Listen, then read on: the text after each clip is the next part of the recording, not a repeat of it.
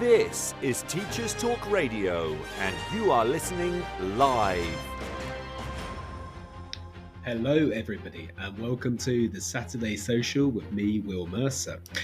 Today I am going to be talking to Topsy Page, who is, among other things, the author of the book Oracy, 100 Ideas for Primary Teachers. We will be discussing all things Oracy and reacting to the recent Oracy Commission report.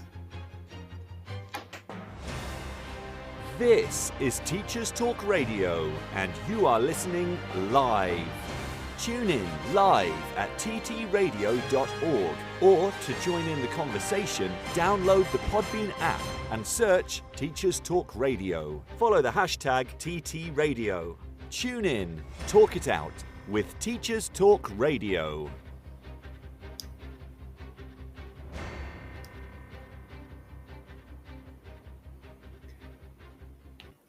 Okay, everyone. So, welcome to the Saturday Social, and thank you for listening.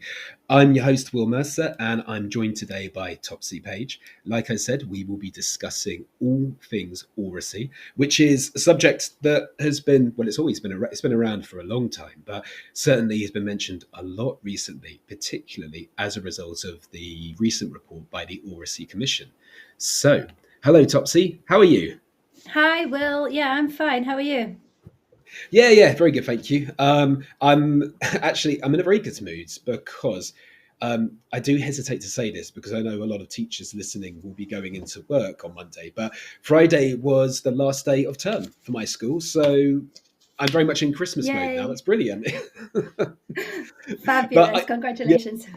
Well, thank you very much. And I should add that our terms are a bit funny. We actually start in August, so it's not that our terms are short as such. It's just that they start a bit earlier. But I'm doing all those sort of, teacher Christmas admin jobs now, sort of going to the dentist and getting my hair cut and buying all the Christmas presents I should have brought 2 weeks ago. We're doing all those sorts of things. Absolutely, yeah. Well, enjoy it. I will, thank you. So, how about yourself? How's your week been? Yeah, it's been a good week. I had a good meeting with my colleagues at Oracy Cambridge. It ended up being online, but it was nice to have conversation with them. I've been working on a new book with some of my secondary colleagues, which is going really well, and I'm enjoying writing that. I've got quite a lot more of that to do over the holidays. And I've also been working on a talk audit report for a school, and I'm really enjoying writing out the pupil voice quotes. I was just looking at them actually, and well, we'll get into Oracy, but let me just tell you a couple. I love this from a year 10 student says, "If I speak it out loud, it gives me confidence." And then one of the others said, "When you have to say things out loud, it helps you process your ideas. In your head, the ideas aren't as linked up. They're all jumbled up. But if you speak it, it forces you to put them in a logical order." I really like that. So, yeah, I'm really enjoying writing that. And I've also, in my free time, I've been enjoying doing some cooking. And I've also been doing quite a lot of indoor gardening because I'm quite obsessed with houseplants and my house is turning into a jungle. Oh, lovely. That's the way it should be. Brilliant. So before we, as you said, you've already mentioned the Oracy and some of the work you're doing at the moment. But before we get into the topic proper, do you want to tell us a little bit more about your own background in education and sort of what led you to where you are now? Yeah, sure. Well, I've been working in education for 20 years. Prior to that, I did several other things. My degree was in social anthropology. I lived abroad in Latin America for a while. But I've been working in education for 20 years. I started out in development education. I worked at Manchester Development Education Project.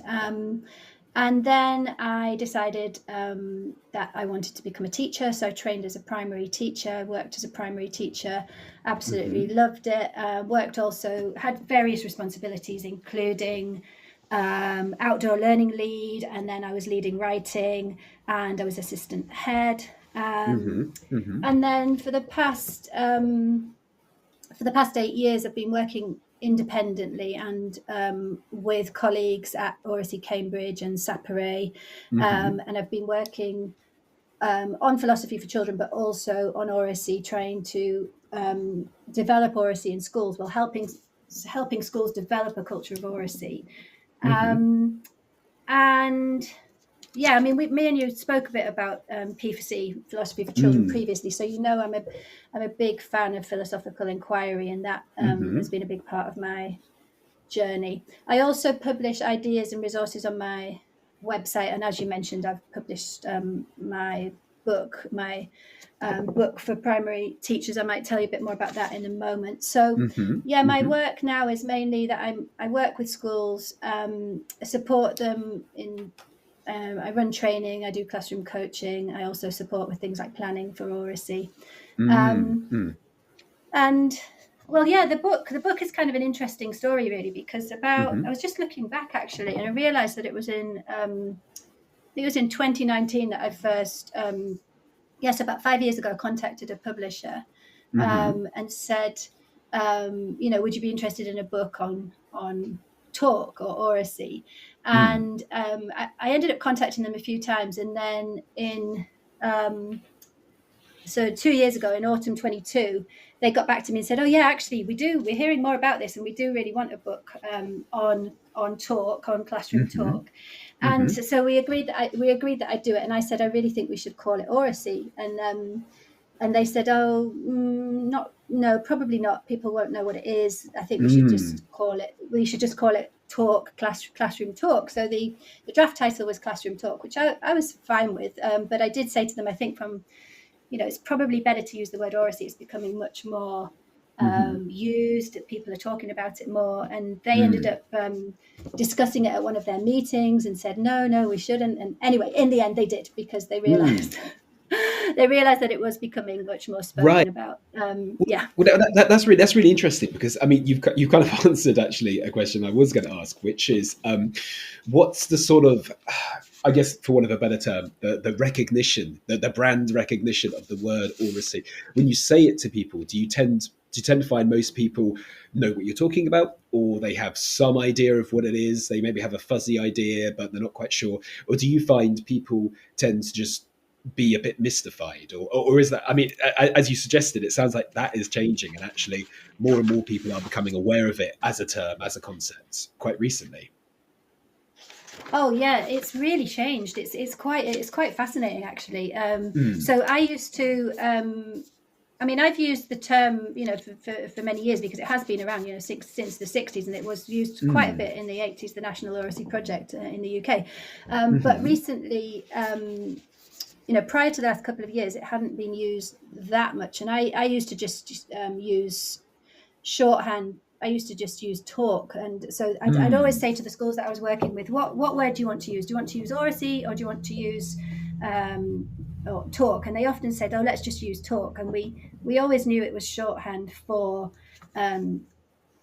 speaking and listening, but they mainly went with that. And then in recent years, especially in the last 18 months, more and more schools are using the word oracy. And now the great thing about the word oracy is that it isn't just about talking, it is about listening.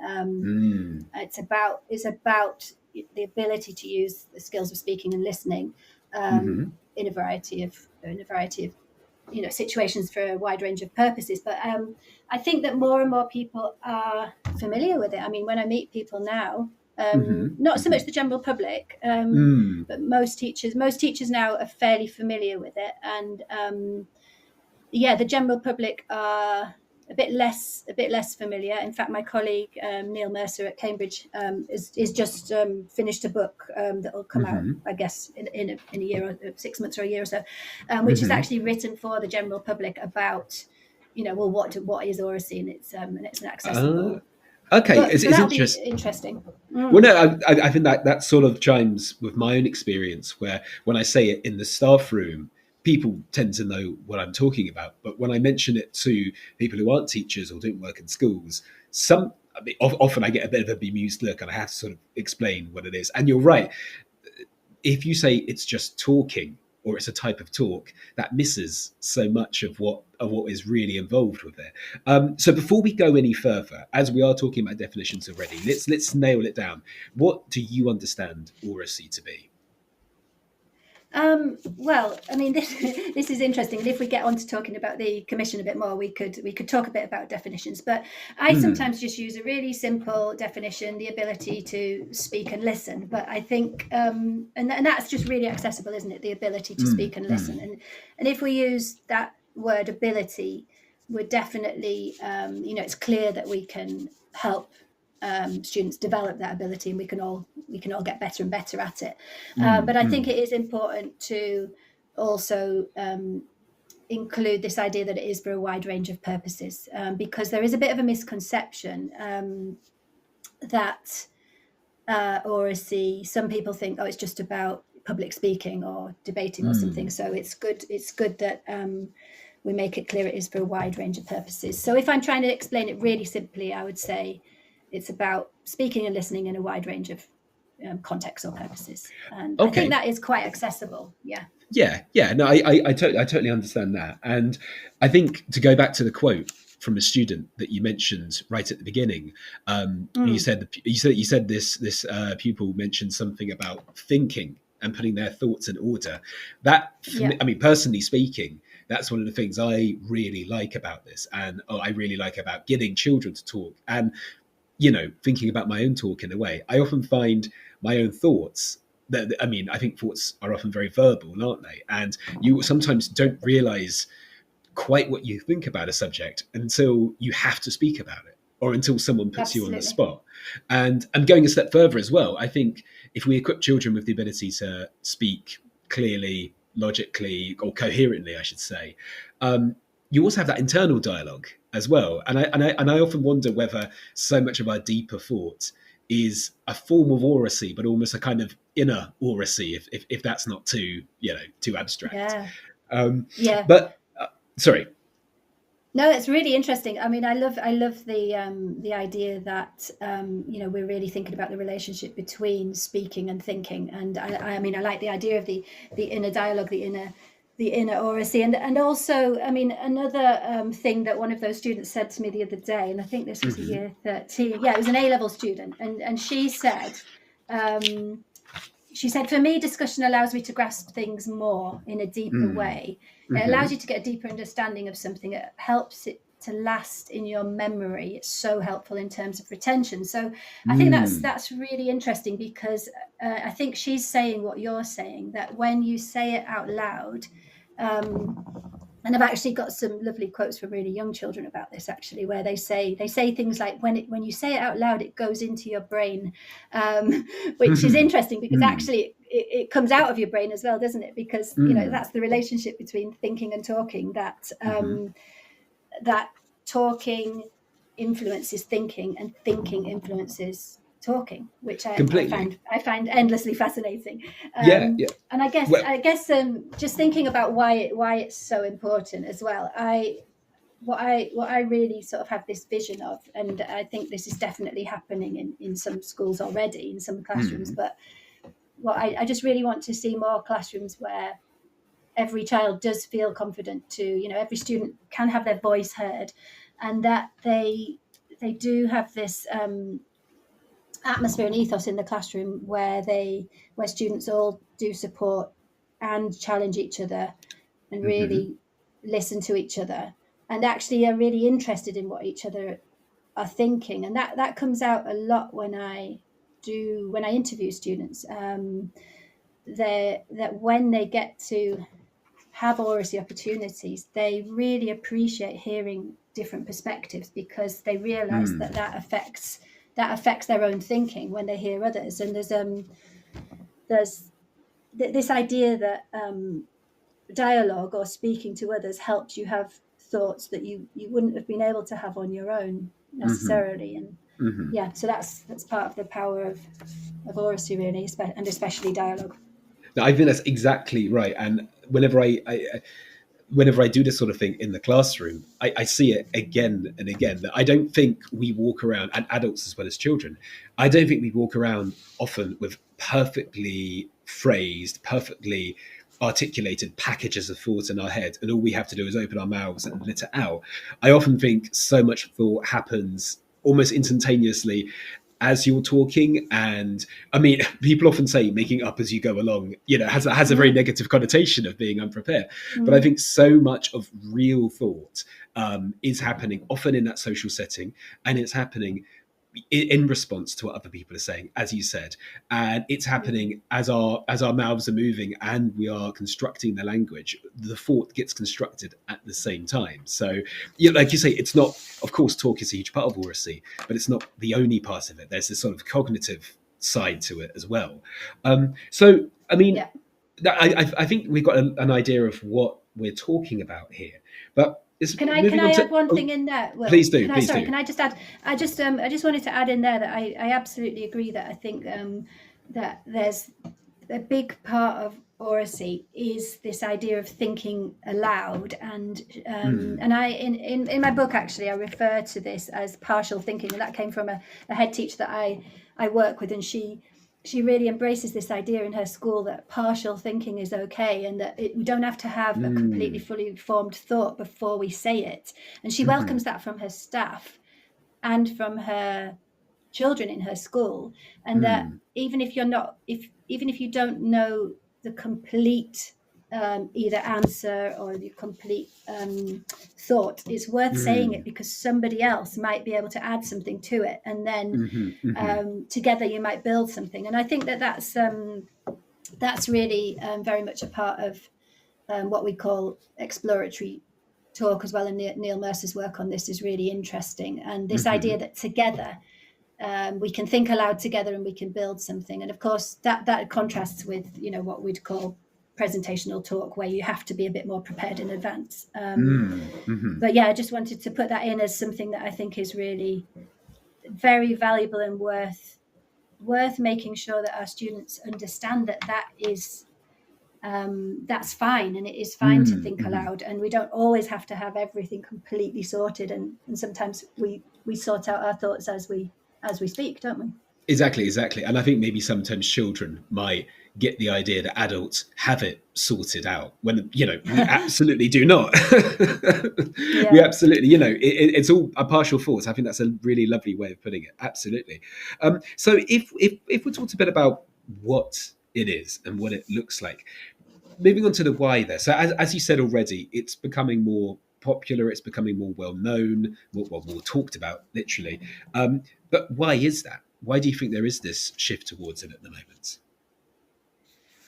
Well, oh gosh, I think there's so many reasons. I think there's many reasons why.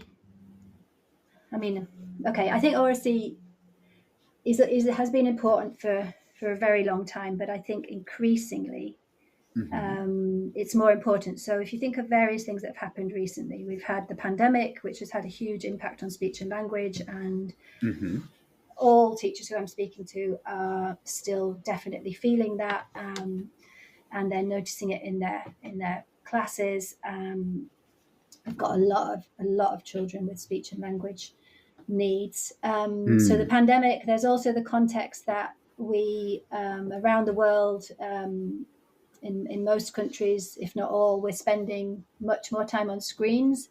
And I'm not saying screens are a bad thing, because obviously we benefit hugely from them. But if we think about how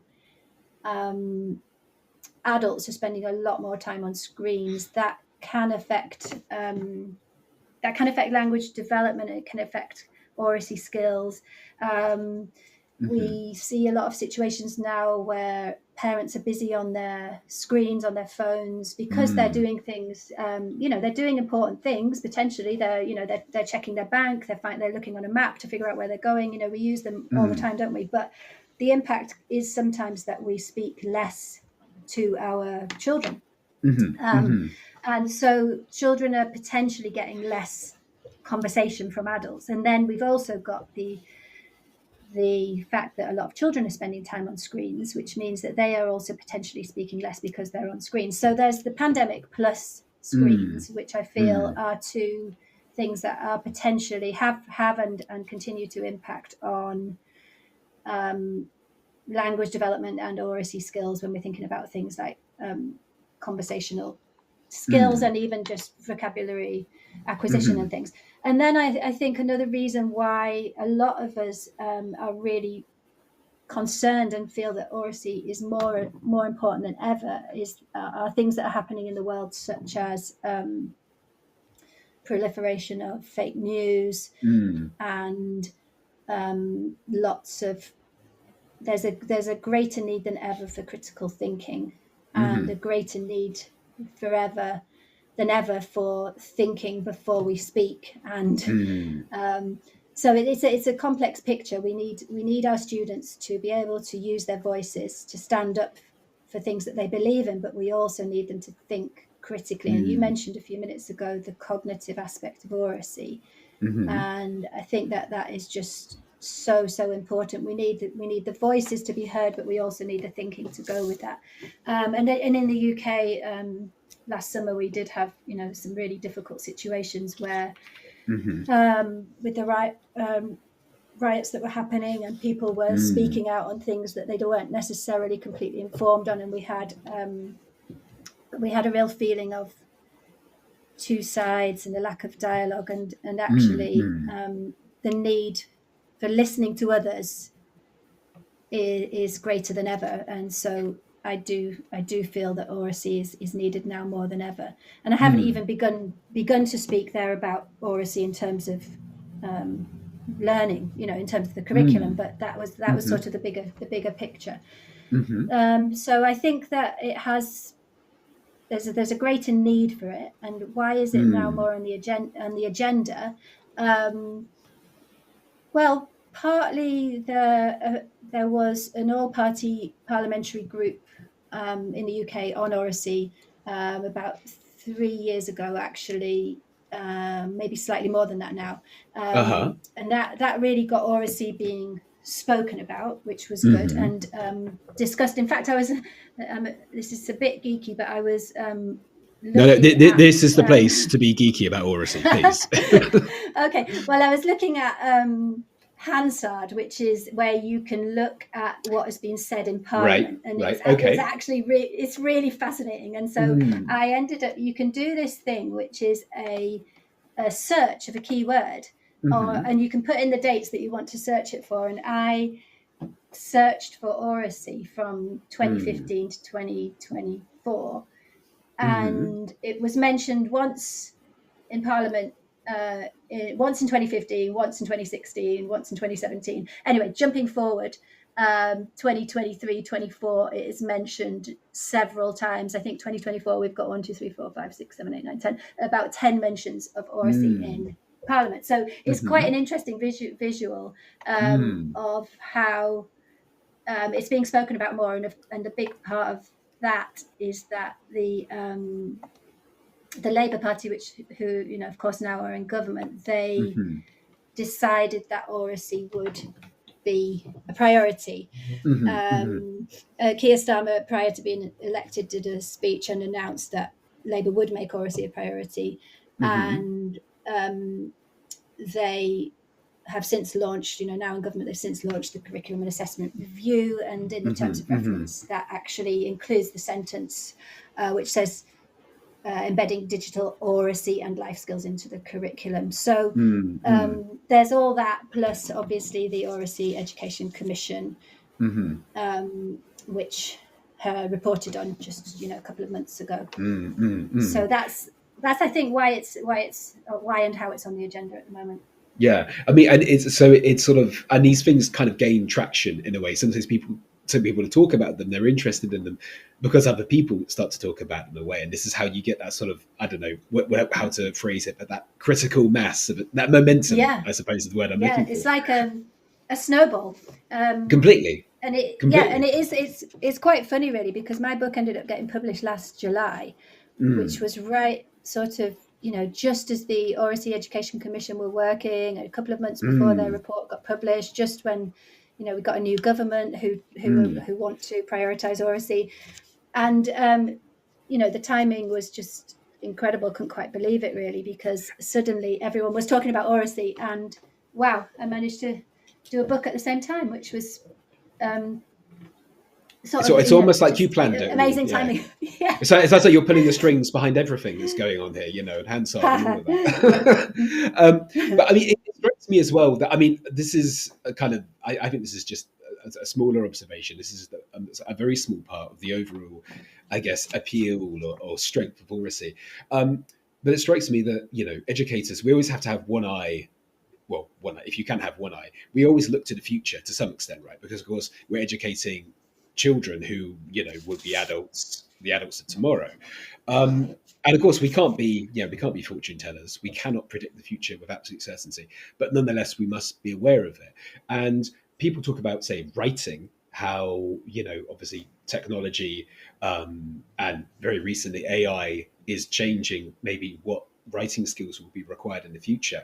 But it occurs to me that actually, as far at the moment at least, oracy, basically talking in an articulate way, seems to be very futuristic technology seems to have really boosted that, by which I'm talking about things like podcasts, for example. I mean, more than 10, 15 years ago, they were, quite small things, and they just exploded in popularity. But when you think about it, a podcast is incredibly lo-fi. It is just two people talking to each other, and that's, I mean, people have been doing that for thousands and thousands of years. It's kind of one of the original human. I think I'm quoting someone here. This is not an original phrase, but I've heard it referred to as sort of the original human technology, one that's incredibly durable.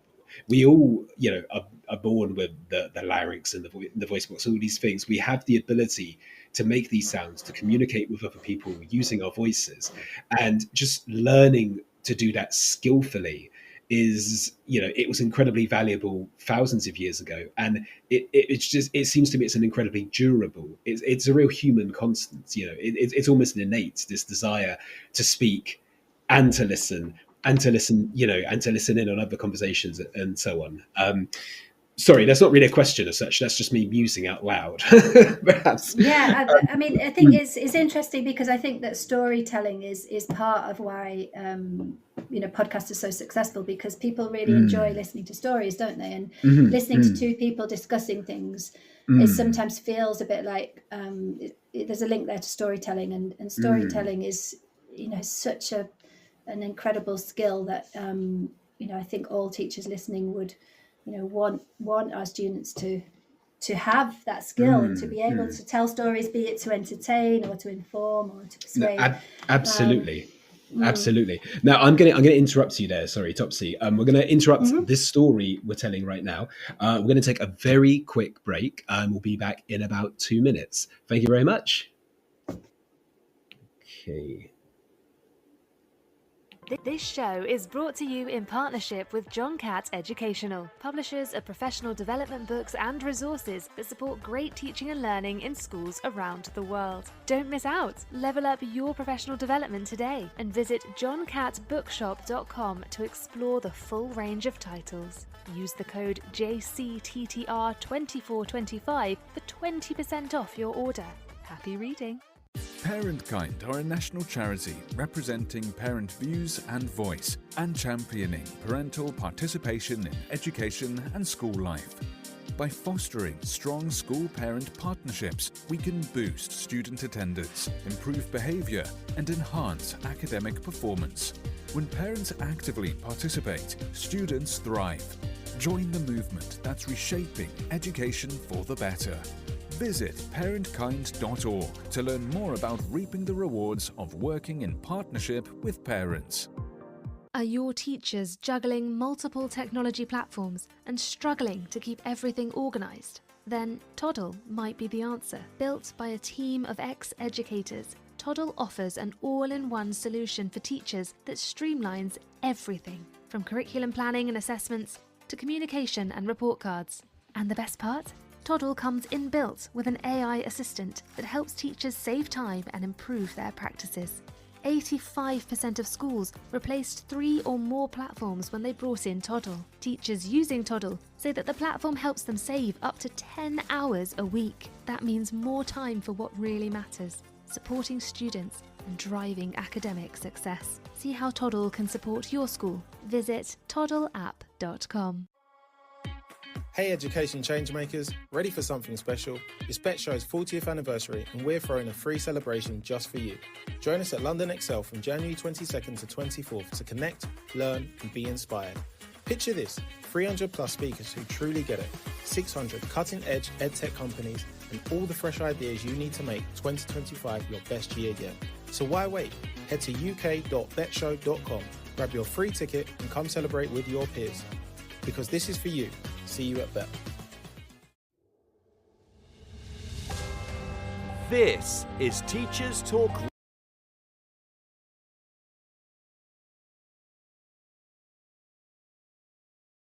And we're back on the Saturday Social with me, Will Mercer, and I'm in conversation with Topsy Page about oracy.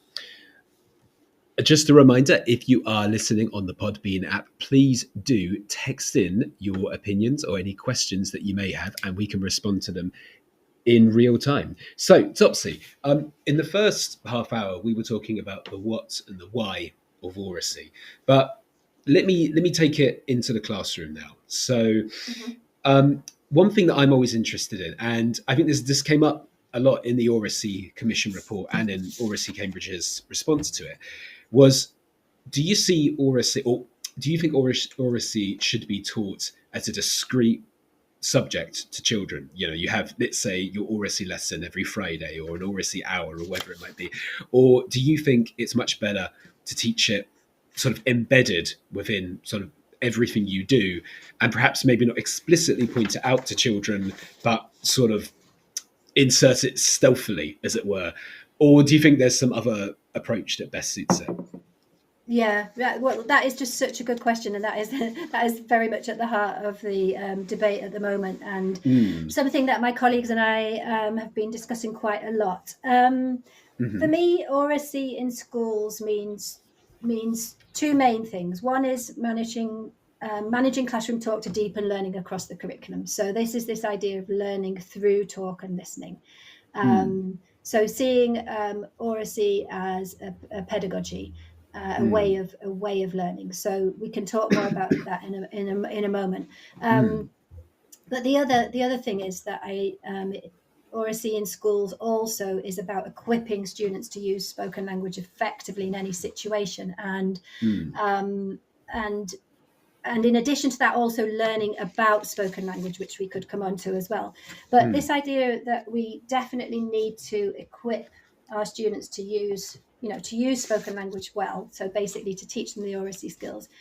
Personally, and my colleagues at Oracy Cambridge, we do really strongly believe in the value of discrete oracy lessons, and we advocate the use of them at both primary and Key Stage 3.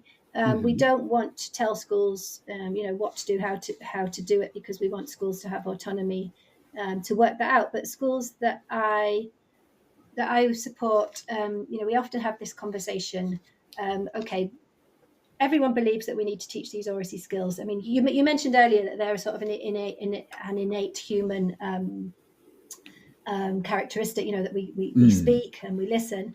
And I would add to that, and that we definitely need to teach them as well, and that they can be learnt, and that the teaching of them has been a bit overlooked. And I think now the time has come where we all we do believe that we should teach them. So I personally, I am a fan of having separate oracy lessons, but not at the expense of. I want both. I want oracy to be taught as a skill. I want children to understand that they are learning these skills of speaking and listening, and that there are different types of talk, be that presentational talk or exploratory talk, that there are different oracy skills, and the oracy skills framework is really useful here because it divides up oracy skills into these four strands. So if anybody listening hasn't come across the oracy skills framework, it's very easy to find it. You can look it up and you can see that there are these four strands. So we've got the physical strand, which is all about voice and how we use our bodies in terms of communication as well. And then we've got the linguistic strand, about the words that we choose and the techniques that we use, linguistic techniques. The cognitive strand, which we've touched on a bit, but this idea that we really having to think about what we say. And then we've got the social and emotional strand, which is all of the skills to do with having the confidence and being aware of who we're speaking to, how we might have to adapt our speech, and also listening and thinking about just things like turn taking are part of that. So Yeah. I do think there's definitely value in teaching students these skills. So one school that I'm working with, for example, they've decided to do oracy lessons in year 7 and 8, but they are also making sure that every subject is using oracy as a pedagogy, as a way of deepening learning. And it's about a balance, because we don't want, if we don't have it as a separate lesson, there's potential that it might not happen, it might get squeezed out. But if we do have it as a separate lesson, there's potential then that it only gets done in that separate lesson. So Right. it's about being conscious of developing it as a skill and using it as a pedagogy, as a tool, as part of your repertoire.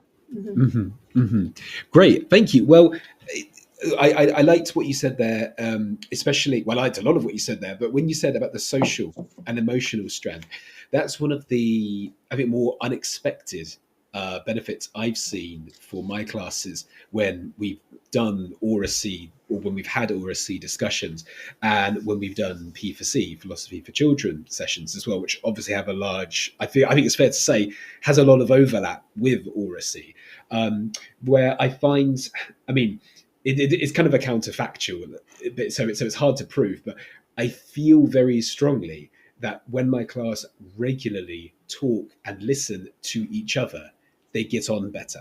And in fact, actually, I say it's hard to prove. I actually had a really lovely moment a few weeks ago when I had a class who were, there was a disagreement. There was one child was upset with some other children, and I called them together. I took them out their P lesson. I said, right, okay, what's going on? What's happening here? And straight away, unprompted. So in our P4C sessions, the children, they don't put their hands up to talk. They sort of put their hand forward to show they're waiting or they have something to say. And without prompting, all these boys, they sort of stood in a bit of a circle, and they put their hands out to sort of tell me what was going on and to talk to each other. And then they were all taking turns, and it was entirely unprompted from me. And it was a really lovely example of how some conflicts, and they were able to talk it out, and they were able to listen to each other as well. Because that's, as you've said already, and you've said it so well, and I think I'm repeating it because I think it really does bear repeating. It's not just making you better at talking, it's making you better at listening as well. And I think it really pays off in terms of getting your children to build relationships with each other and just creating a sort of a cohesive class culture. Oh yeah, I love that little anecdote that you told, and so many other teachers have told me similar things. And I definitely think that, I mean, what you've said there is that you, through doing philosophy for children or doing dialogue, your children have learned that skill, that they can take turns. They've learned to signal. They've learned to wait, they've learned to listen respectfully, and that means that they can use it in other contexts, and actually that comes up a lot. So I do a lot of work where I recommend using what I call talk prompts, and so you can make bespoke ones for different lessons, which are really valuable, but you can also have a set that you can use across everything, and it can be really simple things like well, it's my opinion that this, or I disagree, or I'd like to add something, or can you clarify, or these sort of prompts that you can use. And I was interviewing some year 4 children a while ago, asking them whether they thought these prompts were, did they have any value, what did they think about them? And they spoke about how useful they were in lessons, but then they started talking about how they've been using them in the playground, and I just couldn't believe this. Brilliant, and they said that it really helps them. They pretty much said what you said a minute ago. It helps them resolve conflicts sometimes, and one of them said, yeah, it's really helped me with my my sister at home because we can speak better now, and I wasn't expecting that. So they were recognizing that it's helped them in their relationships. Mm-hmm.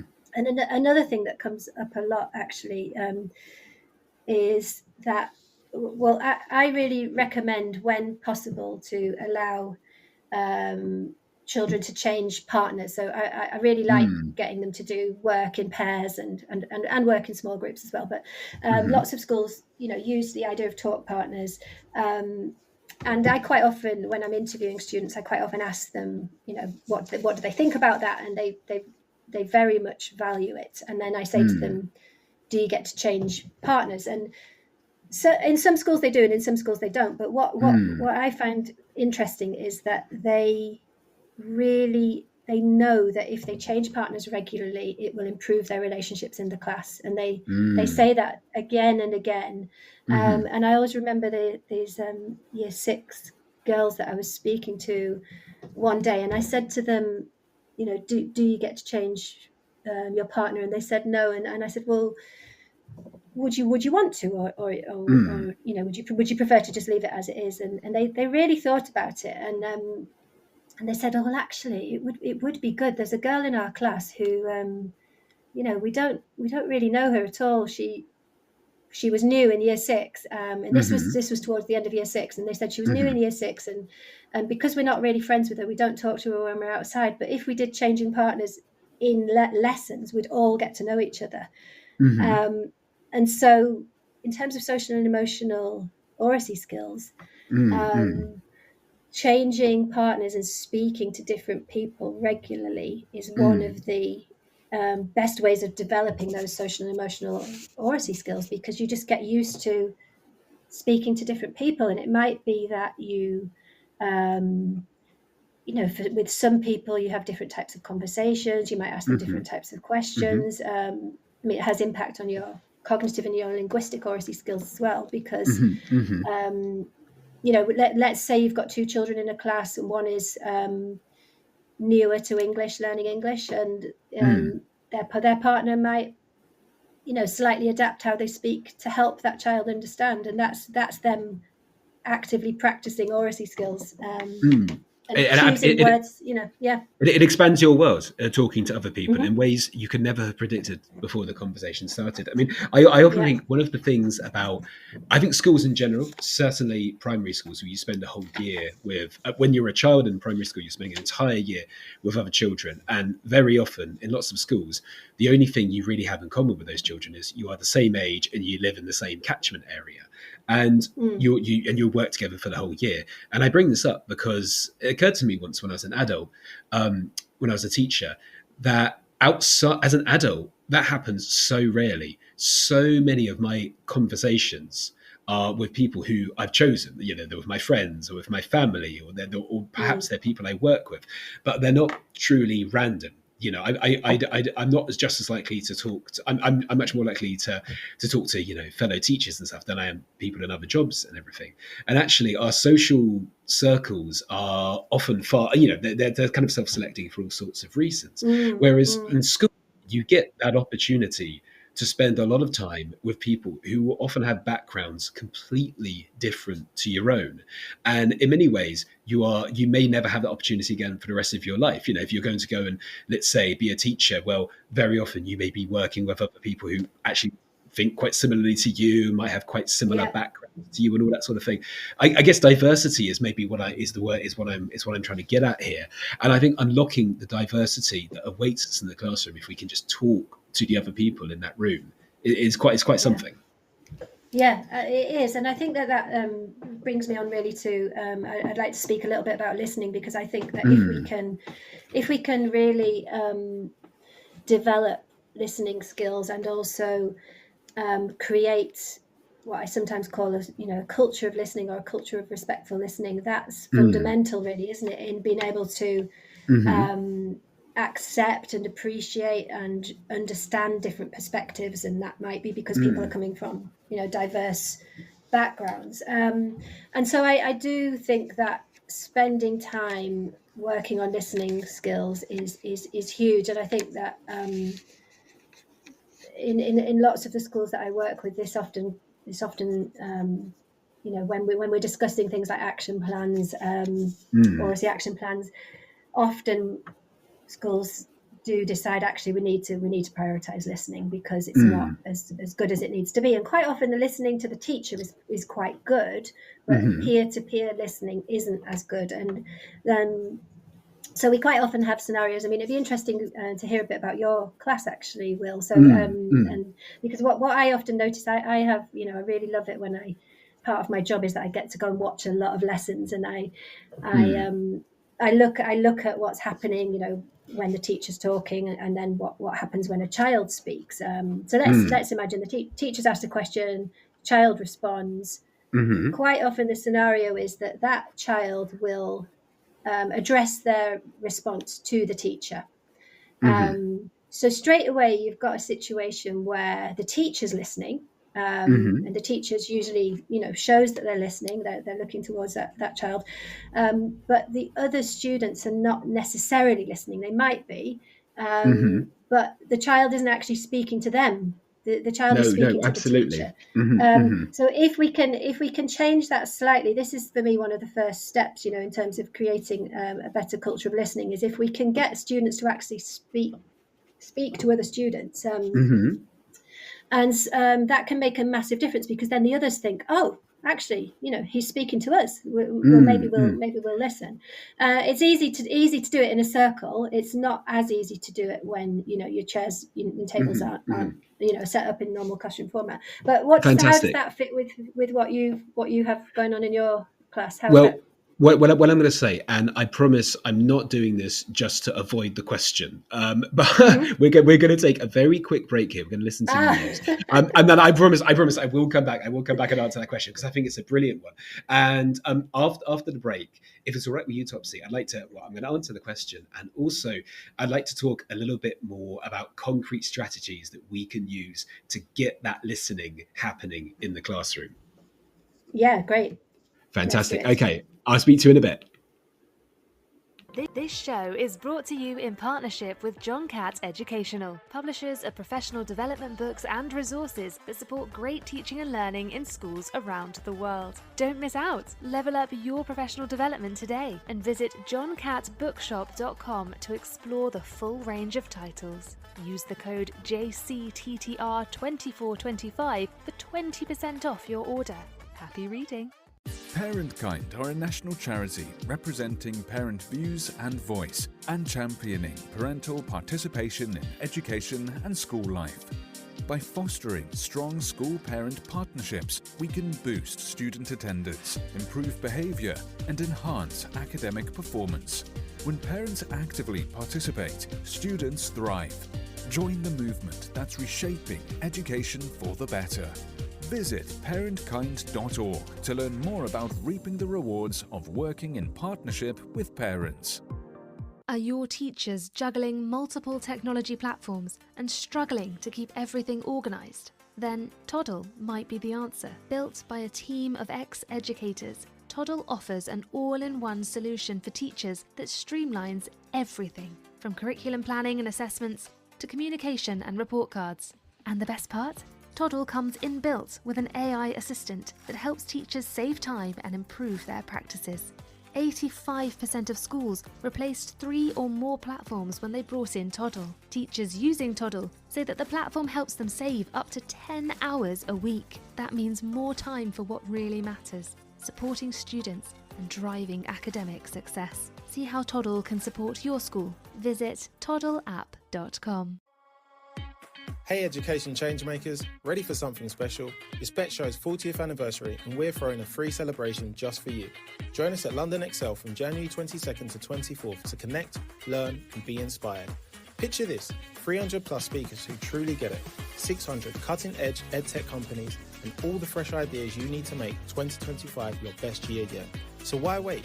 Head to uk.betshow.com, grab your free ticket and come celebrate with your peers. Because this is for you. See you at Bet.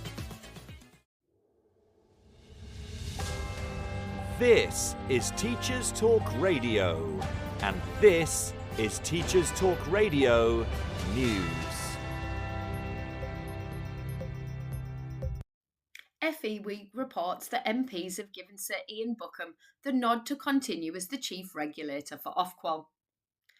Parliament's Education Committee today agreed that Sir Ian, the government's preferred candidate, was appointable to the post.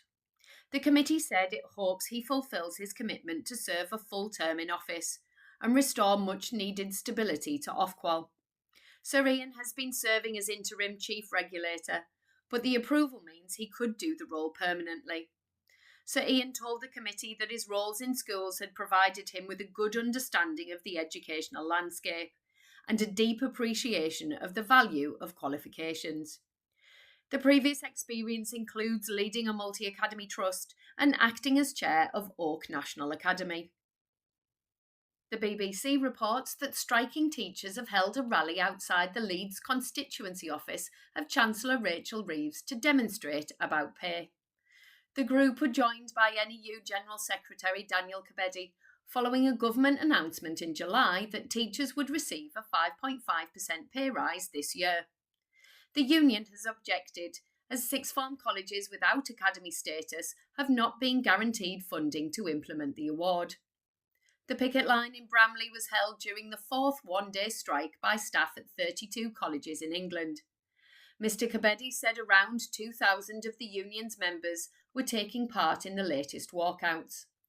A Department for Education spokesperson said the government recognised the vital role played by sixth form colleges, but that they were responsible for setting appropriate pay for their workforce and managing their own industrial relations.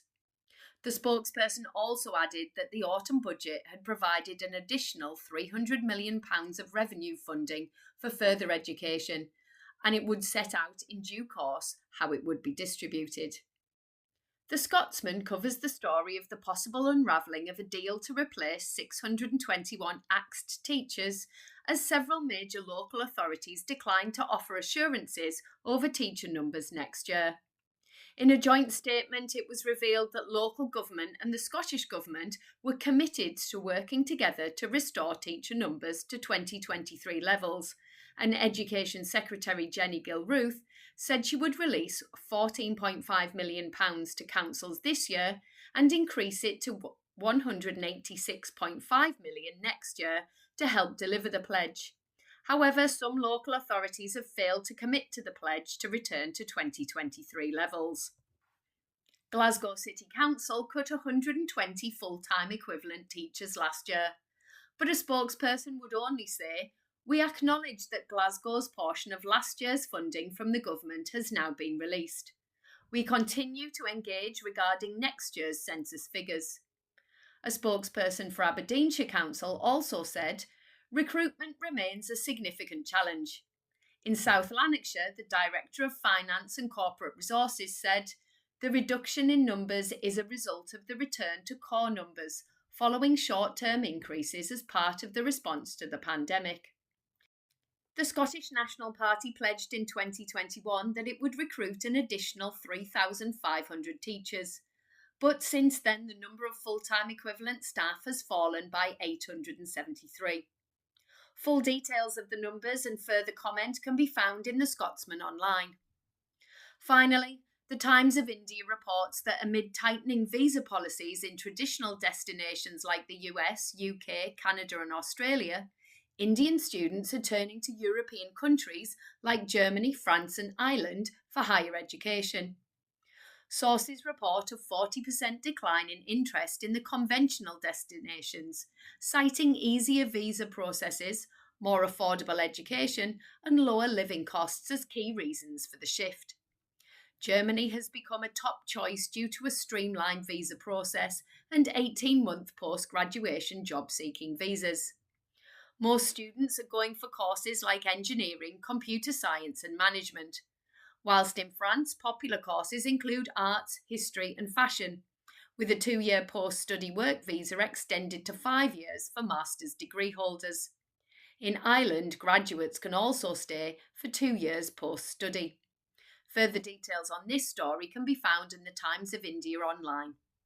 This has been your Teachers Talk Radio News with Joe Fox. And we're back on the Saturday Social with me, Will Mercer. I'm in conversation with Topsy Page, talking about oracy. And if you are listening on the Podbean app, please join the conversation by texting in your opinions, your thoughts, and your questions. Okay, so Topsy, I'm going to return to your question about getting children, getting that culture of listening in the classroom. The question that I ran away from absolutely shamefully a few minutes ago. So I've scribbled down a few of my ideas of the things that I find myself using again and again and again over the years that I keep coming back to. Some of these things I'm sure lots and lots of people do and might seem quite obvious. Some of them I hope maybe they might give some people some ideas for things they might want to try if they haven't already done it themselves. So you're talking about getting children listening to each other. I think you said earlier, you absolutely articulated a really common problem beautifully when you said often children are talking to you when they're answering your question. They're not talking to the rest of the children in the class, and the rest of the children in the class know this and act accordingly. They very much shut off. They'll listen to you, but they don't listen to each other when they're answering you. So I think a way to address that is to very directly question children on what another child has just said. I quite often find myself saying, "Oh, X just gave a brilliant answer. I wonder if anyone else in this room can tell me what they said." And I might say that in the sense of, or I might pick on someone and say, "Could you repeat what they said for me?" I could also say, "I wonder if someone else in this room can express the same idea, but doing it in a different way if they're using different words." Building on that, something I sometimes do, and this works really well if it's knowledge that children need to know, but the kind of knowledge they need to be reminded of. So in writing, getting children to use apostrophes correctly, it's a perennial, it's the kind of thing that just requires lots and lots of practice and lots of repetition. So the other day, this is a real life example, we're doing a writing lesson. We're talking about the apostrophe of omission. So I start off the lesson, I get my lollipop sticks out. So I pick someone randomly and I say, "Okay, can you tell me what is the job of an apostrophe? Or what was the job of an apostrophe that we looked at last week?" And they said, and this child said it so beautifully. She phrased it, better than I could have. And she said something like, the job of the apostrophe is to show a letter has been taken out or letters have been removed, that sort of thing. Anyway, the point is she said it, just as well as I could have said it. I couldn't have said it any better. So why should I repeat it?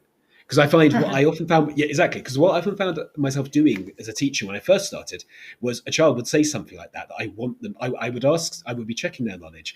A child would give me the right answer. They gave me what I wanted to hear. And I would say, "Oh, brilliant." And then I'd basically repeat it, or I'd basically rephrase it, say it again. And then I asked myself, why am I doing this? A, it's a bit of a waste of time. And B, it means, in a way, it sort of devalues the original child's answer. Because if they put it so brilliantly, why do I need to repeat it?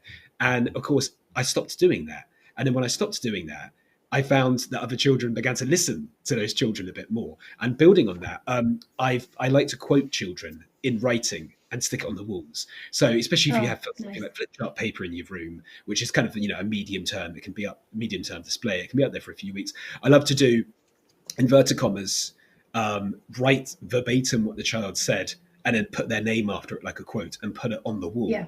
I think that makes a very powerful statement about how closely children are listened to in this room and how important we think their listening is. And I think also it does unlock, of course, you may have much more subject knowledge than they do on a specialist subject. However, if you've got 30 odd children in your room, let's say, in theory, you have 30 people who could be, to some extent at least, teaching each other, who could be sharing what knowledge they have.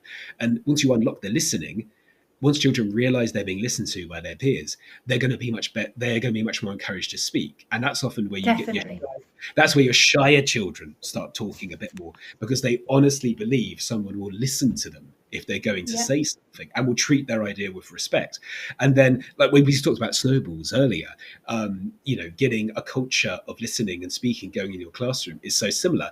It can often be quite difficult at first, but the more you go with it, the more momentum it picks up, and it gets its own power, and it becomes its own sort of self-perpetuating thing, and it just grows in strength. It's really good to see. Yeah, So it's fantastic. I'm so glad. Yeah, go on. I was just going to say, pass it over to you and say, so what are the sort of things that you would recommend people do in their classroom, especially if they're finding it quite tricky, if they're sort of saying maybe they're finding that a few children are dominating, or there's some children who never speak up. What would you recommend they do?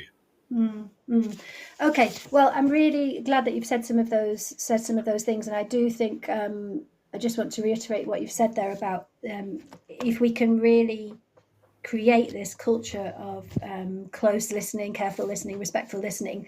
Not only is that good in itself because students are listening to each other and benefiting from different perspectives, but they also, it's what you said about some children who are less confident to speak. If the more people listen, the more they will speak, and that's absolutely huge. So it has an impact on speaking as well as listening. I'm also really glad that you mentioned, I love that thing that you said, that you put children's quotes on the wall, because showing that you are really listening to them is massive. And I think that you might have noticed that one of the things in my book is actually about that, is how good is your teacher listening? And we really do need to listen to them closely, and that's difficult sometimes because we've got so many other things going through our heads. But let me say a few more concrete strategies as well. So if I start off with one that's really simple, but I think we neglect it because we're so busy. And this, in my book, I've called it "Don't Expect It to Just Happen." And what I'm saying there is we've got to teach listening. We've got to practice it. And step one, I would say, is raising awareness around listening. And I would just say do that in a quite a lighthearted, quick way. Ideally, at least once a week, just give them some sort of question or talking point to do with listening. So it might be as simple as, who do you know that is a good listener? And how do you know they're a good listener? Or it might be, a question like, which is more important, speaking or listening, and just getting them actually thinking about listening. So that would be step one. I've got another question here, which is quite nice. Things like, is there a difference between respectful listening and active listening? So that would be a really interesting question for children to think about. Another concrete strategy would be to give opportunities to practice. And this is one of my sort of words that I just keep coming back to, opportunities, because if we don't give opportunities to practice, just like in maths or PE or anything, we won't improve if we don't have time to practice these skills. So it could just be a really simple game. I call this game Different Things. And the idea is that everyone has to say something different. So let's imagine you're learning about ancient Egypt, and you've done lots of learning, and you want everyone and you can play this in small groups as well. You can definitely do it in small groups. But everyone says something that they would see if they were in ancient Egypt, or something that they have learned about it. Or you can do it much simpler and much more low stakes, where everyone says an animal, for example, and everyone's trying to think of a different animal. So you can bring it into curriculum area, or it can just be a little practice where everyone. So the idea is that you don't repeat, or if we did it in colours, we don't repeat something that somebody else has said, because we're really listening. And that can also link to practicing taking notes as well, which is quite nice, because often we use that, don't we? As adults, we often use that as a strategy to prevent repeating. We just make notes. So yeah, lots of little listening games to practice. And then my third concrete strategy that I'd really recommend is give listening instructions. And I feel like this is quite easy to do, but often we don't do it because we've not got the habit of it, or we haven't planned it. So if I give you an example that so instead of saying remember to listen, we might say listen out for and jot keywords. So that might be when you're about to give a teacher input, or when you're about to play an audio, or something like that, and or when another student is speaking. And you could even give them an actual numerical expectation. You could say, I expect everyone to write at least 4 keywords, so that everyone knows that is what they're doing while they're listening. And then another example might be getting them to listen out for specific things. So this example I've actually included in the book, which is, instead of saying just, I'm going to play you a clip about life in Victorian times, make sure you listen carefully. you could say to them, I'm going to play you this clip about life in Victorian times. Listen out for the 3 things that you think are the most horrible or the most disgusting or something. So they know what they're listening for. And I was in a A-level philosophy, politics lesson the other day at a school. I was watching the lesson, and the teacher there said he was actually getting each student to do very short presentations about something that they'd been researching. And he said he gave a listening instruction to the others. He said, while you're listening, have in the back of your mind how you will counter what this person is telling you. So he was giving them that instruction. So listening instructions is a great strategy. The fourth one that I would say, you've mentioned it, and it's this idea of stop repeating. So try to reduce your repetition. Try to reduce repeating your questions, your instructions. If you need it repeating because you're not sure if somebody's heard it, if you need it repeating, try to get another student to repeat it for you. Because often they can do that, and if they get used to the fact that you will keep asking them to repeat, then as you said, the listening improves, not only because they know you won't repeat it, but because they know you might ask them. And this is not about catching children out. This is about having an expectation that everyone is listening. It's definitely not about being mean to people. So the other one that I wanted to build on something that you said, which was, you said, I loved what you said about getting them to say what another student has said in a slightly different way, sort of paraphrasing, which is great. And I also really love the talk move, which is really simple, which is just, what do you think about? So let's imagine that you've got Jake in your class, and Jake has made a really an interesting point, a particularly important point, or maybe it's even a misconception, and you just ask the rest of your class, well, what do you think about what Jake just said? And it might be because you want them to say, yeah, he gave a really good explanation. The only thing is he's missed out this. Or they might say, well, actually, I didn't quite understand it. Or they might say, yeah, I really agree with that because of this. Or actually, I'd like to challenge that because. So asking that question, what do you think about what another student has said, not only impacts on listening, but also impacts on getting them to think with each other. So it's that going back to what we said about thinking.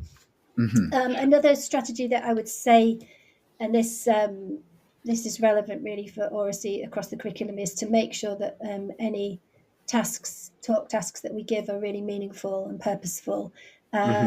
Sometimes students don't listen well when they're in pairs or groups because they're not exactly sure what they're supposed to be talking about, and sometimes the instructions are a little vague. Sometimes we say, have a chat with your partner. But if we can make sure we give out really meaningful talk tasks, and I love talking points, which are statements rather than questions. And if we give really interesting or meaningful talking points, it's a bit like philosophy for children. They're more likely to listen to each other because it's really interesting. So I've just published a few seasonal ones, actually. If you want to do some, you've broken up, haven't you? You can't do these with your class. I'm afraid not, but it's January. January's going to come around pretty soon. I can do it then. Okay. So these are seasonal talking points. And so, for example... Oh, sorry, I see what you mean. Sorry, I'm finally caught up. I see what you mean. Well, there's always next year, at least. Well, yeah. Or you could still. So one of them is the best thing about Christmas is the food. And the point is they have to decide whether they agree or disagree with each other. And so the only way you can decide if you agree or disagree with each other is if you listen well. So they'll be motivated to listen well because they're trying to figure out if they agree or disagree with each other. And so I really love using talking points. And these ones are just fun seasonal ones, like lying is fine if it's about Santa. Right. Do you agree or do you disagree? But obviously you can use them in the curriculum to do with any any subject matter that you're working on. You mentioned something specifically about quiet children. Do you want us to talk a little bit about strategies for?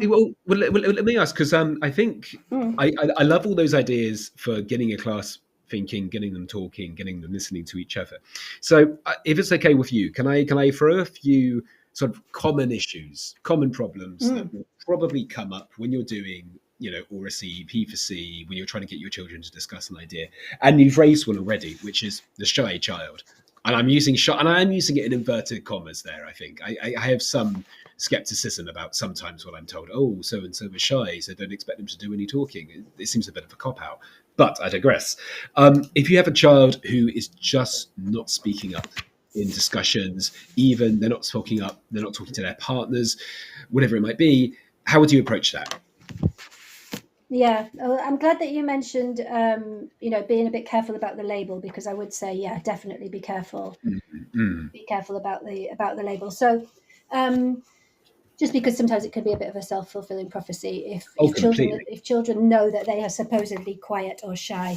So I guess my number one strategy that I would go for here is give these, children, these so-called quiet children, give them multiple opportunities to speak to the class. And that sounds possibly counterintuitive. Yeah, maybe we shouldn't get them to speak to the class if they're a bit worried about it. But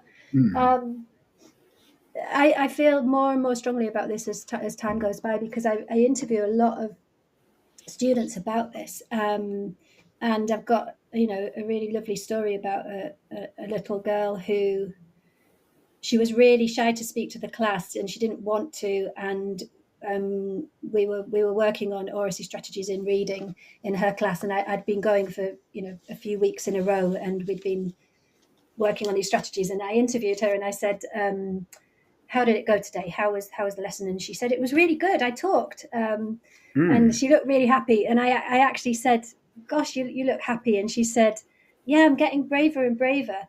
And I said, well, what do you want your teacher to do or to continue to do? And she said, I want her to keep asking me. I want her to keep, basically, she said she wants her teacher to keep giving her opportunities to speak. So, Can I just jump in, because I think that's so. Yeah. Again, I apologize, because I think just repeating what you've said, but I think it's such an important point. I think it does seem a bit counterintuitive. You get these children, they come up, maybe you're told by the teacher they had last year, oh, he or she is very shy, they don't like talking up very much, and so you might feel, with the children's welfare at heart, you might feel, oh, if I were to pick on them, or if I were to force them, for want of a better term, to speak up in front of everyone, that would be unfair, and that would be very stressful for that child, and that sort of thing. When actually, and I think maybe that's totally understandable. And I think there are some teachers, and I count myself in this way when I first started teaching, who maybe they miss the opportunity to encourage and support that child to voice their ideas, because of course they have ideas, of course they have opinions, of course they do, but we find when we actually try it, and it can be a bit awkward, it can be a bit uncomfortable at first, but like you say, if you try it and then you ask the children afterwards, it's so great to hear that they welcome that chance. Sometimes they are just waiting to be picked on or to be picked out by the teacher. That is so true, and that reminds me of a conversation that I had with a teacher, Nikki, who was a really nice teacher colleague that I had years ago, and she was telling me this. I was interviewing her about something, and she said that when she was at school, I think she was talking about secondary. She said I was never the type of student who'd raise their hand. I'd never say pick me. She said she just wasn't that sort of person. She said, but if the teacher had asked her to read something or asked her opinion, she'd have loved to have been involved. Right. But she wasn't, and she said to me, I've got children like me in my class, and I need to make sure I give them the opportunity to speak. And so, that really stayed with me. So what I often suggest is that if you ask them directly, especially if you know that maybe that somebody is quite good at reading, but we don't hear their voice very often. So you might just say to them, can you just read out that title for us, please? Or can you read that out off the board for us? And the more you do that, the more they'll get used to it. Or you might ask a child, instead of asking them, a recall question, you might just say, well, what do you think? And just the phrasing of the question can really affect whether they will speak or not, because sometimes, there's multiple reasons why different students don't speak as much, and it's quite fascinating to look into it. But one reason is fear of making a mistake. So that's one reason. So the way that we phrase our questions is absolutely critical. So I love asking questions like, is that the same or different from how you did it? Let's imagine they're doing a maths problem. Is that the same as you did it, or is that different? And so you're not saying, did you get the answer right? You're just saying, how was your method? And also another strategy that I would recommend, and I think we might have mentioned this briefly earlier, but is jotting. So I think that before expecting pupils to speak to the whole class, if you give a bit of an opportunity to jot keywords or phrases or thoughts, that can make the difference between whether a child feels confident to speak or not. And that's relevant for any age, as long as, once they're at the age of writing. And a lovely way to bring in their writing skills as well. It's a lovely way to bring in their writing skills. And again, it just goes to show, oracy, you can teach it discreetly, you can teach the skills, but it will, if used properly, it will be present in so many things, and it can go hand in hand with, as you say, writing down their ideas and then giving voice to them as well, and then refining them as well. This is absolutely so can I just mention one? Yeah, please do. Can I mention one other thing? So I just wanted to mention, and we have sort of touched on it, but I just wanted to be really specific about the importance of having high expectations. And of course we've got to be sensitive, and we've got to adapt sometimes, but to just that importance of knowing that every student's oracy skills can develop, and having high expectations, I think, is fundamental. Having a belief that all your students can do it is fundamental, and it's central to all of this. And then one other strategy that I would recommend, and I worked with a teacher for a while. She had some children in her class that were finding it hard to speak up, and so we just did lots and lots of low stakes rounds where they did it in a circle, and every child just took turns to say really low stakes things like your favorite food, or your favorite color, or your favorite animal. And it took about 30 seconds, it didn't take very long. And they just all got used to being able to say something. And so it helped take away a bit of the fear of speaking to the class. So that's another useful one to practice. Brilliant. Brilliant. Okay, well, I'm loving all of these strategies that we're working through here. We're going to take one final break, and then we're going to come back, and I'm going to ask you, Topsy, when we come back, about a very different type of issue you may get in your classroom, which is when you have that child who puts up their hand a lot. They love to talk. And I'm thinking about one particular child I had a few years ago who was like this. They would love to talk, but they will monopolize the conversation. And very often, maybe even say things which are factually simply not true and might be contrary to something that they learned in the previous lesson, or whatever it might be. So I'm going to leave that idea with you. We're going to take a very quick break, and we'll be back in about 2 minutes. Thank you. Brilliant. Okay. This show is brought to you in partnership with John Catt Educational, publishers of professional development books and resources that support great teaching and learning in schools around the world. Don't miss out. Level up your professional development today and visit johncattbookshop.com to explore the full range of titles. Use the code JCTTR2425 for 20% off your order. Happy reading. Parentkind are a national charity representing parent views and voice and championing parental participation in education and school life. By fostering strong school-parent partnerships, we can boost student attendance, improve behaviour and enhance academic performance. When parents actively participate, students thrive. Join the movement that's reshaping education for the better. Visit parentkind.org to learn more about reaping the rewards of working in partnership with parents. Are your teachers juggling multiple technology platforms and struggling to keep everything organised? Then Toddle might be the answer. Built by a team of ex-educators, Toddle offers an all-in-one solution for teachers that streamlines everything, from curriculum planning and assessments to communication and report cards. And the best part? Toddle comes inbuilt with an AI assistant that helps teachers save time and improve their practices. 85% of schools replaced 3 or more platforms when they brought in Toddle. Teachers using Toddle say that the platform helps them save up to 10 hours a week. That means more time for what really matters, supporting students and driving academic success. See how Toddle can support your school. Visit toddleapp.com. Hey education changemakers, ready for something special? It's Bet Show's 40th anniversary and we're throwing a free celebration just for you. Join us at London Excel from January 22nd to 24th to connect, learn and be inspired. Picture this, 300 plus speakers who truly get it, 600 cutting edge edtech companies and all the fresh ideas you need to make 2025 your best year yet. So why wait? Head to uk.betshow.com, grab your free ticket and come celebrate with your peers. Because this is for you. See you at Bet.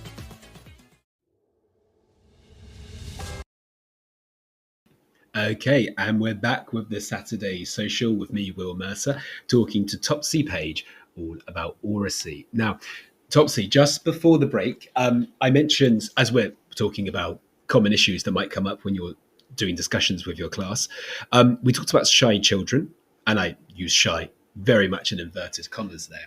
Now, let's talk about the opposite. You get these children who love the chance to speak. They absolutely grab onto it with both hands, and then it doesn't really stop. They'll start talking, they'll start, saying their ideas, and then minutes drip by, will tick by, and you start to see other children's interest, despite their best efforts, waning a bit.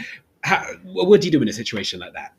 Okay, so I've got 3 main things that I want to say about this. The first one is, and I've actually got a page. I've got a page on this in my book, and it's actually called "They Ramble On," because what I tried to do in the book was address common questions that teachers ask me over the years, and this is definitely one of them. What about those kids who just keep talking, and like you say, it's not always high quality. So we do need to, just as with children who we want to develop their talk, we also need to help these kids develop their oracy skills as well. So we definitely need to address it.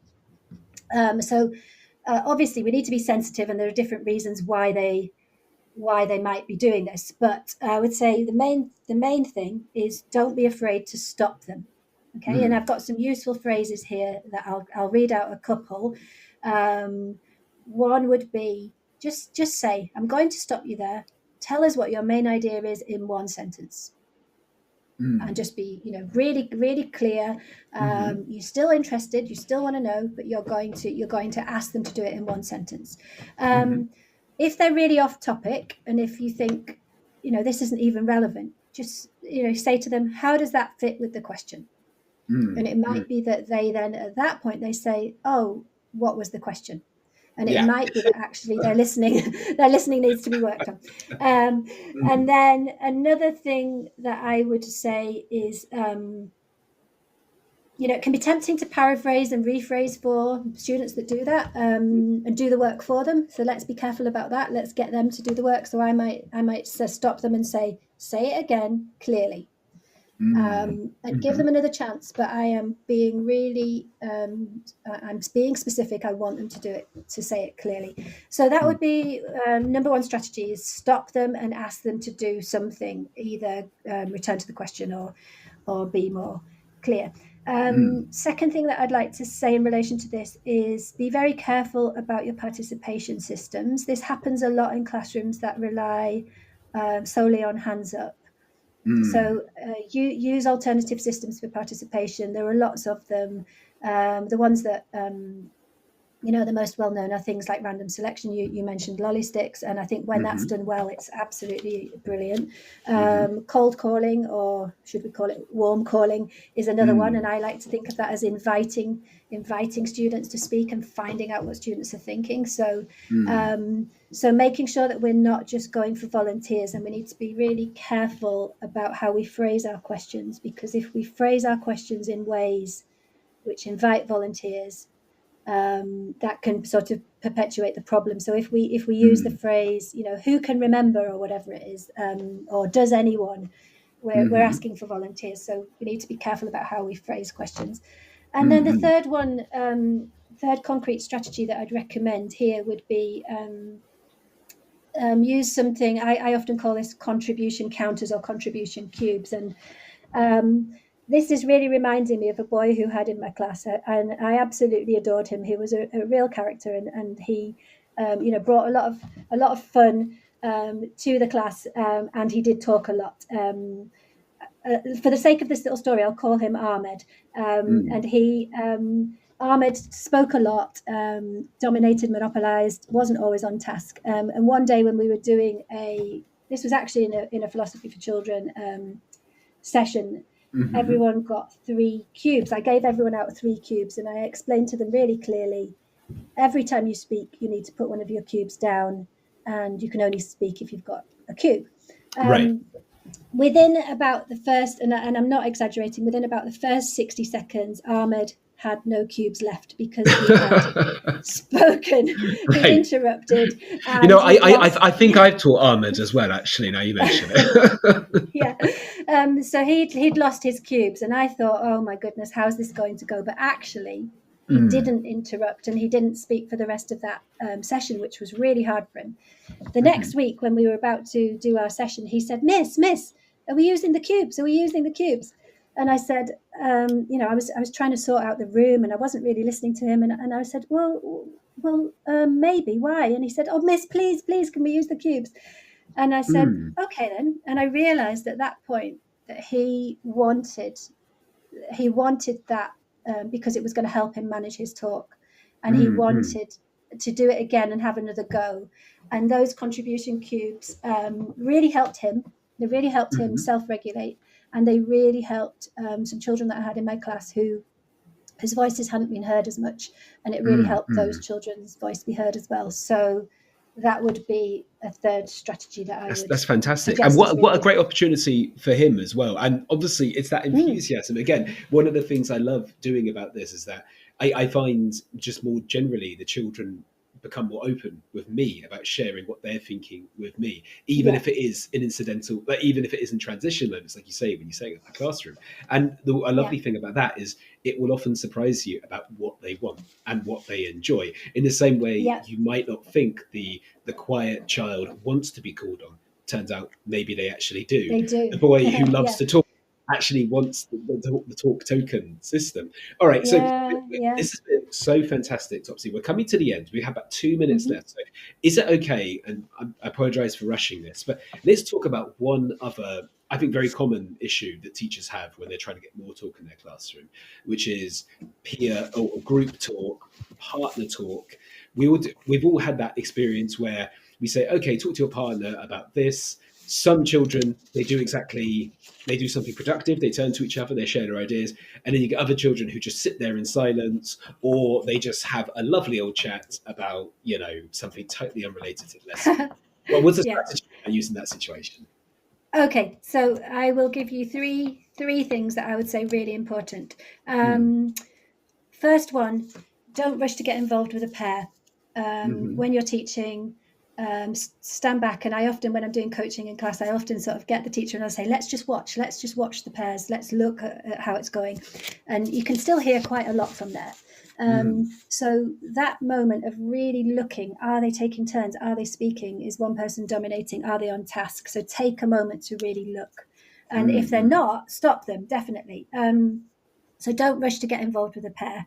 Is my first suggestion. Second one is use a system for working out who is going first, who is going to speak first, because unless you have that system of who is going to speak first in a pair, what you'll find when you look at this closely is that often the same person speaks first, and quite often one partner doesn't speak. So you can have a very simple system where they just decide who's partner 1 and who's partner 2. And you can just say, okay, partner 2, you start this time, or partner 1, you start this time. So that's a game changer. And then the third thing that I would say is also a massive game changer is using prompts. So give them some prompts for talking in pairs so that they know that if they're, and it can be really simple things. It can be a prompt which is, it's your turn. So if a partner isn't speaking, they know they're supposed to say, it's your turn. And another prompt might be, what do you think? Or why do you think that? Or what else do you think? And you can go deeper and deeper on that. The the older they get and the more experience they get, you can. I really complex. Thank you. Everything I found that works as well is at the end of those, if you're using that pair talk as preparation to answer a question you've asked the whole class, when it comes to the answer, I love the look on some children's face when I say, okay, what did your partner say? Not what you said. Yeah. What did your partner say to you? And of course, the first time you do that, you get a lot of shocked looks. But again, so much of what we're talking about, once you make it part of your classroom culture, it gets embedded. Absolutely. Adapt to it. Yeah. And I think that it's really worth saying to them before they do a task, say, after this task, I'll pick a lolly stick and I'll ask you what your partner said. So make sure your partner knows, make sure you know what your partner said. And sometimes I'll stop them and I'll say, I'm giving you 30 more seconds. Make sure you know what your partner thinks, reminding them, sort of setting them up for success. But I'm really glad you brought that up because that's a really good one. Brilliant. Well, I'm really sad to say this, but we are now just over our allotted time. So we're going to have to bring things to an end there. But honestly, thank you so much for talking to me, Topsy. There's been so many brilliant strategies that you've shared with us. I know I've definitely got some ideas for things I'm going to try in my classroom after the break. But yeah, this has been the Saturday Social. I'm Will Mercer, and I've been in conversation with Topsy Page. Topsy, thank you so much. Thanks, Will. Good to speak to you.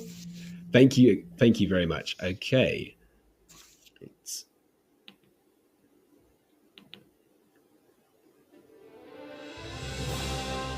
You've been listening to Teachers Talk Radio. Tune in live and listen back at ttradio.org. We look forward to hearing from you next time on Teachers Talk Radio.